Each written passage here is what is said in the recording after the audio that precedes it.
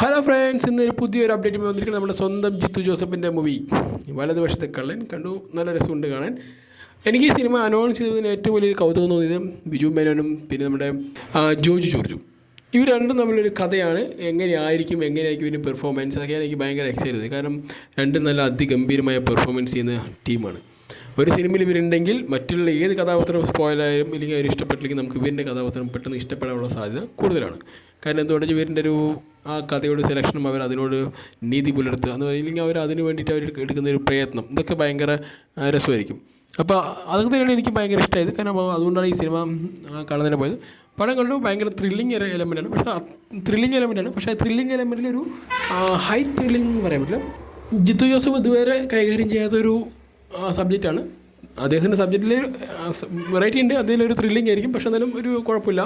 നമുക്കിങ്ങനെ ഒരു അത്ര സമയം ഒരു 3 മണിക്കൂർ ഇങ്ങനെ കണ്ടിരിക്കാം. നല്ല രസത്തിൽ ഇങ്ങനെ പോയിക്കൊണ്ടിരിക്കും. പിന്നെ ഇതിൽ മറ്റൊരു നല്ലൊരു പെർഫോമൻസ് എനിക്ക് തോന്നിയത് ലാനിയുടെ പെർഫോമൻസും അതും നല്ലതായിരുന്നു. വലതുവശത്തെ കള്ളൻ, ഈ പേര് ഭയങ്കര ആപ്റ്റാണ് ഈ സിനിമയ്ക്ക്. അത് ജിത്തു ജോസഫ് എന്തുകൊണ്ട് ഈ പേര് കൊടുത്തെന്ന് എനിക്ക് ഇതൊരു അനൗൺസ് ചെയ്ത് തോന്നിയായിരുന്നു. പക്ഷേ സിനിമ കണ്ടപ്പോൾ നമുക്ക് ഭയങ്കരമായിട്ട് ആപ്റ്റാണ് തോന്നിപ്പോയി. ഈ കഥേനെ കുറിച്ച് സ്പോയിൽ ഞാൻ ചെയ്യുന്നില്ല. പക്ഷേ ആ പേരും ഒന്ന് ചിന്തിക്കുകയാണെങ്കിൽ നമുക്ക് അതിൻ്റെ എന്താണ് അതിൻ്റെ സാരമെന്ന് മനസ്സിലാക്കാൻ പറ്റും. പിന്നെ ഇതിൽ നമ്മുടെ ബിജു മേൻ്റെ ലുക്കായിക്കോട്ടെ ഭയങ്കര രസമാണ്. ആൾ ഇപ്പോൾ ഈയിടെയായിട്ട് പോലീസ് കഥാപാത്രമൊക്കെ ഭയങ്കര രസമായി ചെയ്യുന്ന വ്യക്തിയാണ്. പണ്ടും എപ്പോഴും അദ്ദേഹത്തിൻ്റെ ഒരു ക്യാരക്ടർ വരുമ്പോൾ നല്ല രസമാണ്. പോലീസ് പറയുന്ന ആളുടെ ഭയങ്കര രസമായി ചെയ്യുന്ന വ്യക്തിയാണ്. അപ്പോൾ ഇടയ്ക്കൊക്കെ ഒരു കോമഡി ലെവലിലൊക്കെ അദ്ദേഹം തുണ്ടുന്ന സിനിമയിലൊക്കെ കോമഡി ആയിട്ട് വന്നെങ്കിലും പക്ഷേ ഇത് ഭയങ്കര സീരിയസ് ആണ്, ഭയങ്കര രസമാണ്. ബിജു മേൻ്റെ ഒക്കെ ഓരോ മൂവ്മെൻറ്റ്സൊക്കെ നല്ല രസമുണ്ട്. പിന്നെ അതിനുശേഷം നമുക്ക് ജോർജ് ജോർജിൻ്റെ പെർഫോമൻസ്, അദ്ദേഹം പിന്നെ അപ്പോഴും നല്ല പെർഫോമൻസിൻ്റെ കാര്യത്തിൽ ഒരു നീക്കുപോക്കില്ലാത്ത വ്യക്തിയാണ്. ഭയങ്കര രസം തോന്നിയിരിക്കും. എനിക്ക് ഭയങ്കര ഇഷ്ടമായി. നിങ്ങൾക്ക് കാണുമ്പോൾ നിങ്ങൾക്ക് ഈ ഇഷ്ടം ഉണ്ടാവുമെന്ന് എനിക്കറിയത്തില്ല. ഓക്കെ, ഇത് എൻ്റെ ഒരു അഭിപ്രായം, നിങ്ങൾക്ക് എല്ലാവർക്കും ആപ്റ്റ് ആവുന്നില്ല. പക്ഷേ ഞാൻ പറയുന്നത് എൻ്റെ ഒരു അഭിപ്രായം. നിങ്ങൾ കാണുമ്പോൾ നിങ്ങൾക്ക് ചിലപ്പോൾ വേറൊരു അഭിപ്രായമായിരിക്കും. കാരണം എന്താ വെച്ചാൽ ഞാനും നിങ്ങളും ഒന്നല്ലാത്തതുകൊണ്ട് നമ്മുടെ അഭിപ്രായങ്ങൾ വ്യത്യാസം ഉണ്ടാവും.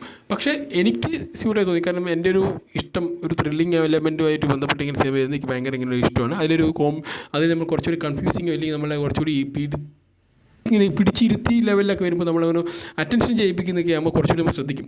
അങ്ങനെ കുറേ വരുന്നതൊക്കെ ആകുമ്പോൾ പക്ഷേ നമ്മൾ എന്നിട്ട് അതിനുശേഷം നമ്മൾ തന്നെ കുറേ അനാലിസിസ് നടത്തുമ്പോൾ ഒരു ആൻസർ ഉണ്ടല്ലോ.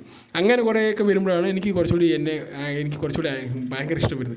അങ്ങനെ ഒരു സാധനം ഈ സിനിമ കണ്ടായിരുന്നു. പക്ഷേ നമുക്ക് എല്ലാവർക്കും ദഹിക്കുന്ന പോലെയാണെന്ന് എനിക്ക് തോന്നുന്നില്ല. കാരണം എല്ലാവർക്കും ദഹിക്കുമെന്ന് അറിയത്തില്ല. പക്ഷേ എനിക്കിത് ഭയങ്കര ദഹിച്ചു മറിഞ്ഞു എന്ന് പറയില്ലേ, ആ ലെവലാണ്.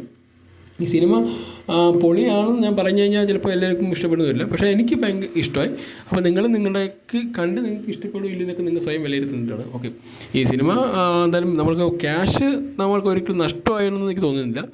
നല്ല ഒരു കൊടുത്ത കാശിന് വെറുത്തുണ്ട്. നമുക്കൊരു ത്രില്ലിങ് എലമെൻറ്റ്സ് ഒക്കെ ഇഷ്ടപ്പെടുന്നവർക്ക് ഇത് പെട്ടെന്ന് കണക്റ്റ് ആവുന്നതാണ്. അപ്പോൾ നിങ്ങളെല്ലാവരും സിനിമ കണ്ട് എൻജോയ് ചെയ്യും. നല്ലൊരു നാളൊക്കെ കാത്തിരിക്കാം.